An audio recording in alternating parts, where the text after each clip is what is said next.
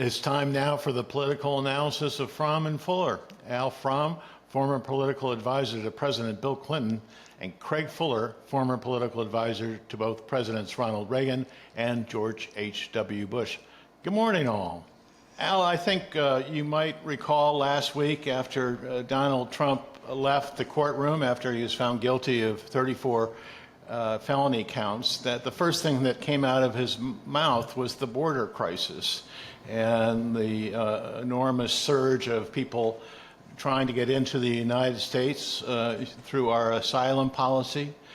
4 days later, Joe Biden comes back with a new policy that caps asylum seekers to 2,500 a month. Many critics are saying he's doing the same thing that Donald Trump did, using the same basic policy.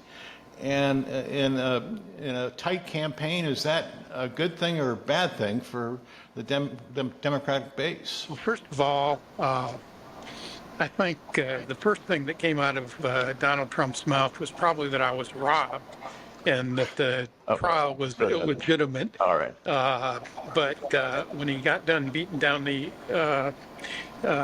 institutions and our system of justice for being fair, he moved to immigration and other issues. Look, it's a very simple matter for Biden. I'm not an expert on the policy. I don't know whether it's exactly the same or not. But he made a move that he needed to make, that he tried to make legislatively earlier this year to close the border.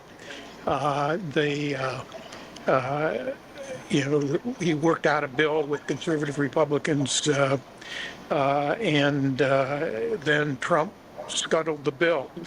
I mean, Trump doesn't really care about the border. He cares about himself, and he wanted this as an issue for himself. As for Biden, Trump, it's very clear that the immigration issue is hurting Biden. It's a much different issue than it was even 2 or 3 years ago, because now it's affecting places all over the country. I mean, every big city mayor is concerned about immigration. And so he had to do something. And in politics, everybody likes to emphasize stressing your advantages and, doubling down on things that are your issues. But sometimes you got to cut your losses because particularly in a tight election, if he can reduce his liability on issues like immigration and crime, even a little bit, it may make the difference. The immigration has been a terrible issue that both parties like to talk about, and neither party really seems to be willing to make the effort to solve. But I think Biden did the right thing. It's the right thing for the country, and it's the right thing for him politically. Craig, do you agree with that? Was this just a common sense solution and not a quick political jump? Well, I certainly agree that it's right from a policy standpoint. I mean, we have somewhere, they're saying now, I think over 2 million illegal immigrants, I stress illegal immigrants, entering every year. And the numbers have been again, rising at the border. So taking some action is, I think, the right policy action course. And as Al pointed out, and you pointed out, I mean, there was an agreement within the Congress, including conservative Republicans, on a package that would do some of the very kinds of things that Biden is doing. And yet, at the end of the day, even though Republicans were part of it, other Republicans tanked it, supposedly because Trump said he wanted to use the issue, which is obviously a bit cynical. So I think, policy-wise smart, politically, he has two issues. One, he's got to make sure he funds this activity at the border to make it meaningful, and funding, of course, requires congressional action. And so the ball's back in Congress's court on that. The other element is the legal challenge. This has been challenged before legally during the Trump administration, and found that not to be, consistent with our laws regarding, our immigration laws regarding people seeking asylum in particular. So if the legal challenge is successful, President Biden says to Congress, look, I tried. We need to change the law to make this happen. And again, back to them. So it's an issue that, well, probably the minority of Americans are exposed to. It's gained a great deal of attention. It's not as important, or it has not eclipsed the economy in terms of people's ranking of issues, but it's become increasingly important across the country as immigrants are spreading across the country. And so I think taking action at this stage is probably essential. And again, it kind of puts, my guess is it's going to put the ball back in front of Congress. And I'm not particularly optimistic they'll be able to deal with it before November. Al, the other thing that popped up to me with me this week was an article in the New York Times that gave an inside perspective on the Biden White House. And it was basically indicating that Joe Biden was, in fact, showing his age in staff meetings and how he was handling the exhausting schedule that he's under.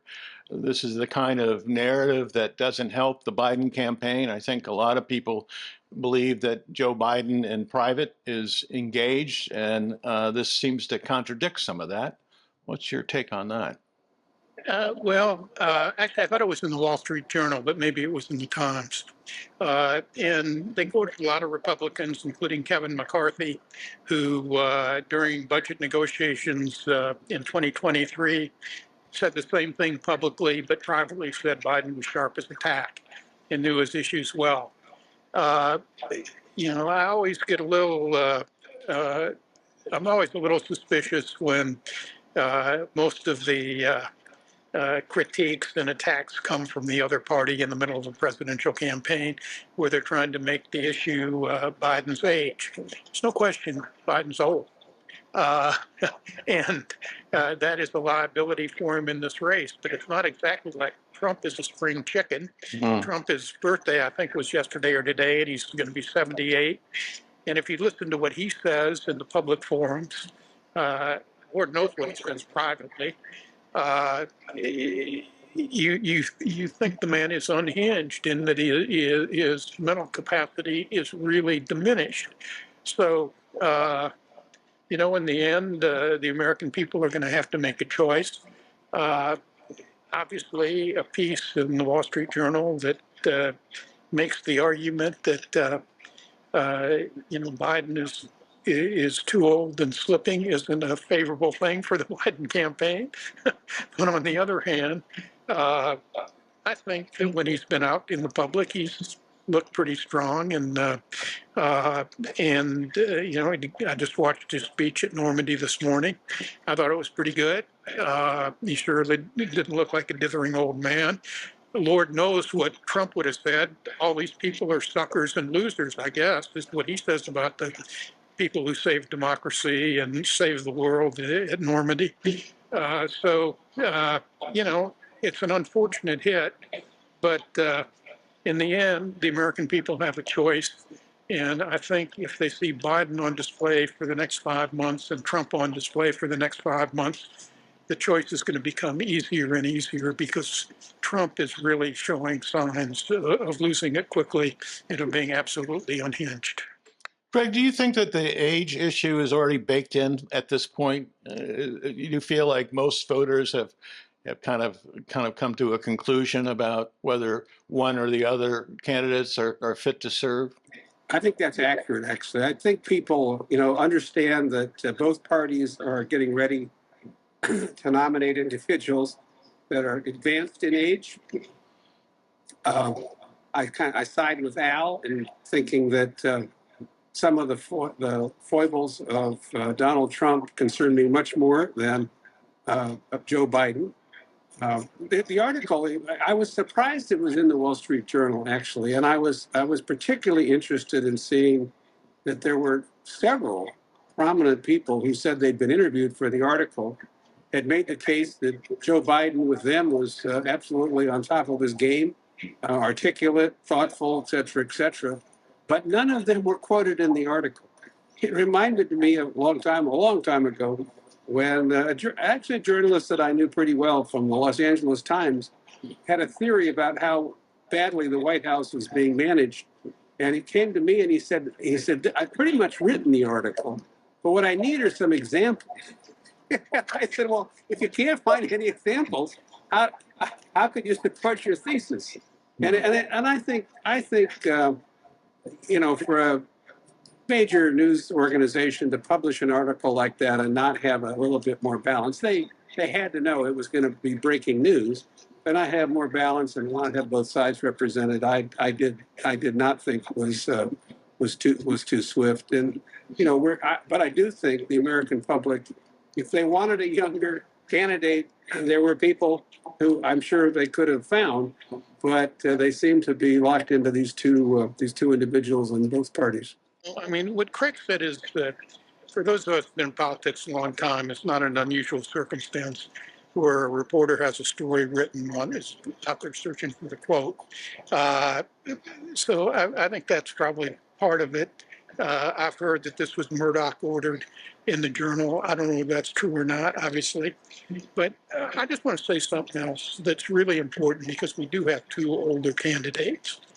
And on one hand, you have Biden with an administration of competent people around him, people who will be able to, if he does slow down, be able to step up and run the government operation. Trump has ridded all of his good people.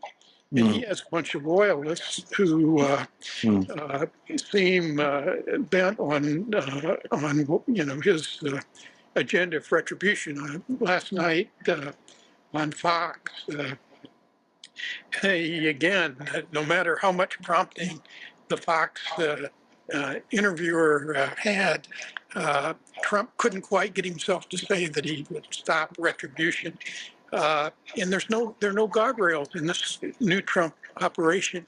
And so I think that's a pretty serious problem. I worry a lot more about an unhinged Trump in the White House than I do about a slowly slipping Biden. Al, just to close up, interesting news in Maryland after the Trump verdict. Lara Trump, Donald Trump's daughter-in-law, went after Larry Hogan, our candidate for Senate on the Republican side here, for supporting the rule of law, or at least the respect for a jury's decision. And that seems to have kind of blown up on the Trump campaign. What's your take? I don't know whether it blows up on the Trump campaign or not. I'll let Craig explain the leadership of his party.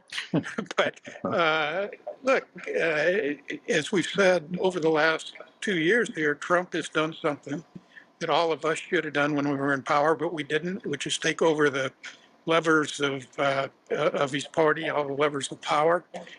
These are all Trump people. They don't give a rat's ass about Larry Hogan. They care about Donald Trump.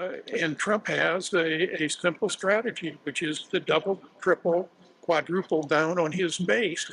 And his angry base probably would agree with Lara Trump about Larry Hogan. I mean, it also makes it very clear how difficult Larry Hogan's task is, because to win, Larry Hogan has to be more like he was when he said, when he defended the verdict, not less. And the Trump part of his party wants to drive him into a road of 25 or 30%. I think, as we've said all along, I think Larry Hogan has a big uphill climb in a very democratic state. But the biggest problem is he's got two big problems. The first is he's got to run on a ticket headed by Trump, who really probably hates him, despises him, doesn't care about him. And secondly, he's in an election where the Senate is likely to be 50-50 or one or two votes one way or the other. the vote for a Republican in Maryland could be the vote that tips the Senate to the Republicans, and I don't think Democrats will allow that to happen. Craig, you have the last word this week. Well, look, on that question, Al's right. But, you know, the fact is, I want to go back to something Al said, and that has to do with the people a president brings into office. Al and I have both had a major role in running presidential transitions. And what you understand from that is that when you cast your ballot and you elect an individual as president, you're bringing with you into government some 2,000 people or more. Now, we focused in the transition in the short period between November and the inauguration on about the top 200. But these are the people who run the departments and the agencies of government that execute and implement the laws that, you know, help develop the policies of a president. And so when you get the Trump organization sending people out to attack Larry Hogan, it's just an example of, you know, they're just, it's such a knee-jerk kind of reaction. Speak ill of Donald Trump and we're going to strike back. When in fact, what you want around you are people, when you're after you're actually serving and governing, are people that are very stable and thoughtful and you know, doing the people's business. And again, I think that if you look at the people that Donald Trump has surrounded himself with, that scares me more than almost anything. At least those that are not in jail who come back into government. It's a real serious problem, and I hope during the rest of this campaign, people will be able to address that, pay a little more attention to it. Well, we have to leave it there. Al Fromm, Craig Fuller, thanks so much indeed. We will see you next week.